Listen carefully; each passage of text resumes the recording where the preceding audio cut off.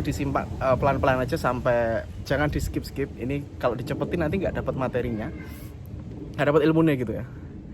Omset jam tangan saya hari ini kurang lebih 300 sampai setengah miliar ya per bulan.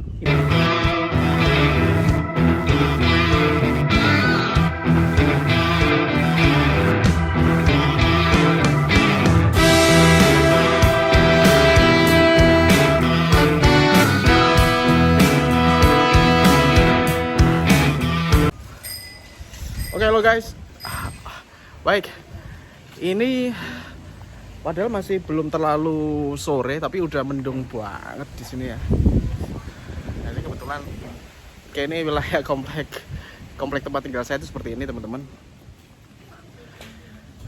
By the way, kita sambil jalan tapi pelan-pelan ya, semoga nggak mengganggu. Jadi sekali-sekali aku video sambil jalan begini. Baik teman-teman, saya akan bahas sebuah tema ya, tentu saja tentang cerita pengalaman saya sendiri ya, karena kebanyakan di video di sini itu tentang pengalaman ayam gitu ya, pengalaman saya sendiri. Saudara, mungkin teman-teman hari ini ada yang kepingin punya bisnis tapi nunggu pinter dulu gitu ya. Saya mau cerita. Hari ini saya punya sebuah bisnis, yaitu salah satu dari cabang bisnis saya itu usaha jam tangan gitu ya. Jadi saya punya gitu aja. Oke. Jadi saya itu punya bisnis jam tangan. Dimana saya mainnya itu sistemnya lelang gitu ya. Jadi tidak saya jual secara langsung, itu tidak. Tapi sistemnya saya kasih harganya tuh sesuai permintaan pembelinya berapa. Oke, saya lelang gitu. Tujuannya apa? Tujuannya biar cepet aja. Karena yang saya butuhkan adalah cash flow atau perputaran. Nah, menariknya teman-teman, dulu itu ketika saya mau mulai bisnis ini, saya itu nggak paham sama sekali tentang jam tangan. Ya. Nah, jam tangan yang saya lelang itu adalah jam tangan second branded. Second branded artinya misalkan Anda hari ini melihat jam tangan di mall ya, atau di galeri atau di butik, itu harganya misalkan 5 juta atau mungkin 10 juta atau mungkin 5 juta atau berapa lah. Harga itu kalau harga ditaruh di harga mall atau di tagnya mall itu namanya retail price. Retail price adalah ketika itu harganya masih baru, segel dan macam-macam, masih baru lah istilahnya, dan itu dipajang di mall atau di harga retail dari website jam tangan tersebut atau merek brand tersebut ya. Nah, saya menjualnya yang secondnya ini harganya bisa jauh lebih murah. Ada yang bahkan cuma bayar 20%, bahkan 30%. Pokoknya jauh lebih murah lah. Jadi misalkan contoh nih, saya kasih contoh, misalkan Alexander Christie harga baru 2 juta. Itu kalau ikut di lelangan saya, itu salah satu merek ya tadi saya sebutkan. Kalau ikut di lelangan saya itu paling bisa kena harga 400-500 ribu gitu ya. Sehingga dari lelangan saya itu banyak banget teman-teman yang dijual lagi dan mereka untung. Ini keren, menurut saya sih keren, karena saya juga bisa memberikan peluang usaha untuk orang lain. Nah, selain jam tangan apa mas? Selain jam tangan saya juga ada, itu seperti jaket, sepatu dan macam-macam. Pokoknya barang-barang yang menurut saya masih pantas untuk dilelang, itu saya lelang. Teman-teman bisa cek langsung aja, nanti saya kasih linknya ada di deskripsi ya, kalau pengen tahu lelangan saya seperti apa. Cuman itu semua saya awalinya dari jam tangan. Nah, saya akan ceritakan kepada Anda bahwa saya dulu itu tidak langsung pinter jam tangan gitu. Apa yang saya lakukan? Yang saya lakukan adalah langsung memulai. Nanti saya akan kasih kesimpulannya di belakang ya, makanya disimak pelan-pelan aja sampai jangan di skip. Ini kalau dicepetin nanti nggak dapat materinya, nggak dapat ilmunya gitu ya. Omset jam tangan saya hari ini kurang lebih 300 sampai setengah miliar ya per bulan. Ini omset.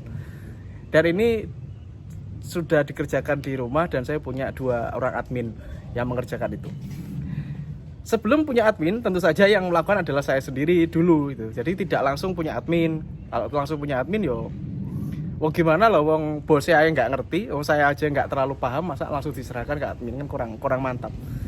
Oleh karena itu teman-teman itu banyak yang mikir punya bisnis tapi langsung dikasihkan ke orang, dikaryawankan. Wah, ini lucu sekali gitu.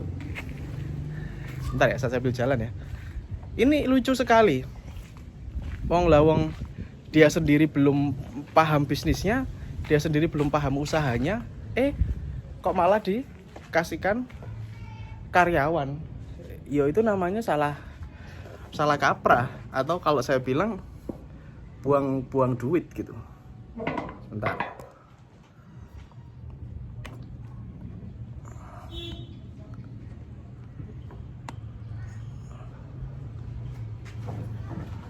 Nah kalau saya pribadi, ya itu saya lakukan dulu. Baik, setelah jadi awalnya itu teman-teman, saya itu memulai dari kulaan langsung gitu. Saya mulai kulaan langsung, jadi ada sedikit seperti nekat, tapi nekatnya itu nggak terlalu banyak ya. Aliasnya ketika saya memulai itu saya memang agak nekat waktu itu, tapi nekat saya itu terukur, tidak langsung nekat saya habiskan semua uang, tidak. Jadi bertahap ya, pertama 500.000, 1 juta, seperti itu, bertahap sambil mengukur. Setelah itu saya pegang barangnya, saya pelajari di Google, saya tanya-tanya, saya masuk grup jam tangan dan sebagainya. Jadi saya belajar di situ. Saya belajar merek apa sih yang hari ini tuh dicari orang, merek apa sih yang nilainya itu stabil jam tangan, merek apa sih jam tangan itu yang ketika kita simpan itu jam tangan kita malah harganya naik kan, ada seperti itu ya. Jadi jam tangan itu ada yang vintage, yang lawas-lawas. Siapa tahu punya mbah Anda juga, Anda punya mbah atau eyang yang nyimpen jam tangan, itu bisa jadi harganya naik kalau mereknya tertentu. Contohnya merek Omega itu ada yang mikron atau gold, lapis emas, atau bahkan yang emas solid, itu harganya semakin tahun semakin naik gitu ya. Nah ini sebuah ilmu, tapi saya tidak bisa mempelajari hal itu sebelum saya masuk dulu. Kalau saya cuma mengira-ngira, ya saya nggak pinter gitu ya hitungannya ya. Artinya menurut saya cara cepat pinter adalah yuk kita langsung mulai, dan ada modal yang kita keluarkan. Tidak harus modal besar loh ya, yang penting modal untuk mencoba memulai. Jadi saya mulai memegang barang, saya mulai searching Google, saya belajar mesin-mesin. Oh ini mesin itu ternyata ada banyak, ada mesin Jepang, ada Rusia, ada Swiss, ada mesin Cina dan macam-macam. Saya belajar di situ. Nah, saya belajar. Setelah itu saya mulai. Awalnya juga sepi, nggak ada yang ini, terus pelan-pelan. Oke? Jadi itu yang saya lakukan hingga akhirnya sampai hari ini. Kalau jam tangan itu saya mulai sekitar 1,5 tahun yang lalu, teman-teman. 1,5 tahun yang lalu, dan hingga hari ini itu omsetnya alhamdulillah ya 300 sampai 500 juta setiap bulan. Itu dari jam tangan, belum dari usaha yang lain. Nah, nanti mungkin saya akan sharekan bagaimana cara saya membagi waktu sehingga saya bisa memiliki hari ini tuh sekitar 4 titik bisnis, dan itu bagaimana saya mengelolanya dan seperti itu ya, hingga bisa jalan sendiri, sehingga saya bisa luang bikin video seperti ini. Itu kan benar-benar saya luang gitu ya.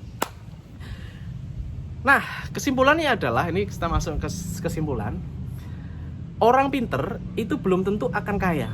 Makanya ini kalau Anda, mohon maaf ya, Anda yang hari ini pendidikannya tinggi, ketika Anda tidak mengosongkan gelas Anda, ya Anda tidak akan mendapatkan ilmu tambahan. Contoh mengosongkan gelas itu apa sih mas? Mengosongkan gelas itu adalah ketika Anda sudah tahu, tetapi Anda masih membuka gelas Anda, mengosongkan gelas seperti Anda belum tahu. Itu keren banget. Bahkan sampai hari ini saya pun terus mengosongkan gelas ya, kepada orang yang lebih muda. Kan banyak nih muda-muda milenial usianya 25 tahun ke bawah, duitnya udah banyak-banyak, saldo rekeningnya udah banyak-banyak, bisnisnya udah cabang di mana-mana gitu kan keren. Nah, akhirnya saya mau belajar sama dia, saya tetap pengen belajar. Jadi saya tidak menutup diri, tetap gitu ya. Karena kalau udah kita memenuhi gelas kita, ya udah habis kita nggak dapat tambahan ilmu, kita jadi apa ya. Dan orang itu pun tentunya nggak seneng sama kita. Itu nggak ada perasaan salut sama kita. Oke, by the way, ini aku lagi di pos ya. Jadi kadang itu aku bikin vlog ini diliatin orang gitu, nggak masalah gitu ya. Oke. Pinter itu akan kalah dengan yang tekun. Ini saya sangat percaya konsep itu. Oleh karena itu, ketika saya memulai usaha, saya tidak menunggu pinter dulu. Kalau saya menunggu pinter dulu ya, akibatnya adalah satu, saya menunda, waktunya terlalu lama. Yang kedua itu saya setelah butuh duit gitu. Kalau butuh duit ya harus nanti coba, nanti nih gagal ya nggak apa-apa ya kan. Kalau gagal ya berarti ya sudah waktunya gagal, berarti ya bisa mencoba lagi di hal tersebut atau bisa mencari yang lain. Jadi gitu. Saya konsepnya seperti itu, dan saya sangat meyakini bahwa ketika saya tekun, saya pernah bahas di video di channel ini. Saya tuh punya rumus teman-teman, saya punya rumus. Ketika saya itu 8 bulan, saya punya rumus 8 bulan namanya. Ini ala saya ya, saya sendiri, pengalaman saya. Kalau saya itu fokus di suatu bisnis, yang 8 bulan saya fokus di situ, itu pasti besar. Jadi saya punya rumus tersebut. Jadi selama 8 bulan saya harus bertahan, saya harus ini pokoknya 8 bulan, itu pasti besar. Asalkan, ini ada syaratnya. Asalkan bisnis tersebut di bulan pertama dan bulan kedua sudah mendapatkan keuntungan. Kalau tidak menghasilkan keuntungan, ya saya akan memikirkan untuk cari bisnis yang lain. Jadi gitu ya. Pinter akan kalah dengan yang tekun. Oke. Saya lulusan SMA, Mas. Ya, saya lulusan SMA, Bapak Ibu ya. Saya lulusan SMA. Saya dulu sempat kuliah di bisnis ya, kuliah di Malang, cuman nggak sampai nutut ya, nggak sampai selesai karena emang kurang ada biaya waktu itu, sehingga saya memutuskan untuk cari uang. Saya kerja waktu itu ya, saya kerja sebagai tukang cuci piring di Dinoyo Malang. Itu kisah nyata ya, kisah nyata saya. Oke, artinya teman-teman mesti semangat bahwa tidak harus pendidikan itu tinggi banget, karena ilmu itu bisa dipelajari dari mana-mana. Salah satunya dengan langsung mencoba. Mas, bagaimana menganggarkan modal untuk coba-coba bisnis? Boleh nggak coba-coba bisnis? Ya boleh, ya wajar, itu malah wajib gitu. Kalau kamu memang seneng nyobai sesuatu, sukses itu menurut saya adalah eksperimen ya. Eksperimen, semakin kita banyak bereksperimen, maka semakin akan cepat kita sukses dan menemukan formula yang benar-benar cocok buat kita. Eksperimen, sukses itu eksperimen menurut saya. Nah, misalkan Anda punya uang, contoh ini ya, misalkan Anda punya uang misalkan 2 juta. Ketika Anda mau eksperimen bisnis, jangan langsung semuanya dikeluarin. Anda bisa keluarin kurang lebih maksimal ya, saya bilang maksimal 30% dari uang Anda. Jadi misalkan 2 juta uang Anda, maksimalnya adalah 600.000. Itu untuk mencoba. Jangan 2 juta langsung 2 juta. Karena itu adalah dunia yang baru untuk Anda. Jangan sampai nanti itu padahal uang buat makan dan sebagainya, Anda gitu dan sebagainya. Ini cara saya. Cara saya seperti itu. Jadi saya tidak langsung, bahkan biasanya saya paling ya mencoba, misalkan uangnya 2 juta ya, paling saya nyoba 100.000, 200.000 kayak gitu dulu. Mencoba ini bisnis gimana. Oke, dan pilihlah bisnis yang bisa dicobai seperti itu. Dengan begitu Anda akan lebih fleksibel mengatur keuangan Anda. Oke, saya mau ngingetin bahwa saya punya kelas namanya X Mentoring. Di situ saya teman-teman bisa interaksi langsung sama saya selama 5 hari ya. Ada di deskripsi ya, itu xmentoring.id. Nanti ketemu langsung sama saya selama 5 hari.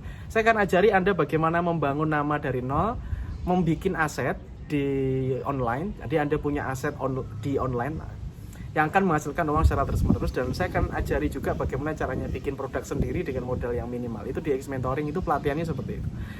Silakan bisa diklik di xmentoring.id di sini, di link deskripsi. Dan tinggalkan komentar Anda, apapun komentar Anda, pertanyaan atau apapun, saya selalu membaca dan saya selalu melihat komentar-komentar Anda, dan saya senang banget, terima kasih. Karena tidak hanya dari Indonesia, teman-teman, banyak banget yang dari luar negeri gitu ya. Terima kasih ya. Oke. Semoga video ini bermanfaat. Have a nice day and good luck. Salam laris manis. Assalamualaikum warahmatullahi wabarakatuh.